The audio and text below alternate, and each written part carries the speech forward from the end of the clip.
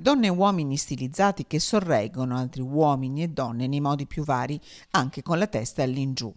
C'è anche Help dell'artista padovana Giulia Gattolin tra le 20 opere selezionate all'interno di Time Racer, format d'oltreoceano che sbarca a Padova, prima città europea, alla vigilia di quel 2020 che la vedrà capitale del volontariato.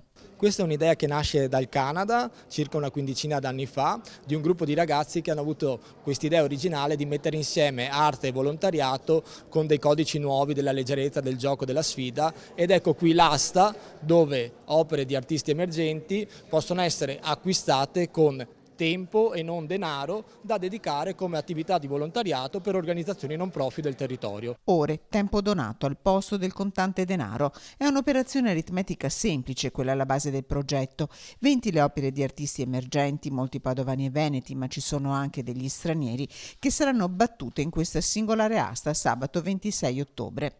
Intanto, sabato e domenica prossimi, le opere saranno visibili e già sono presenti nel sito timeracer.it. 12 le associazioni di volontariato individuate in vari ambiti, da quello sanitario a quello della disabilità. Credo sia una cosa bellissima perché dà la possibilità a tutti di poterlo fare ed è anche un mettersi in gioco in prima persona, dare valore a al mondo del volontariato. Insomma, il bello che si fa acquistare dalla bellezza del dare. Sono due bellezze messe insieme, la contaminazione è questa. Foto, installazioni, pitture, sculture, ce n'è davvero per tutti i gusti. A fare da ambasciatore del progetto lo street artist Tony Gallo.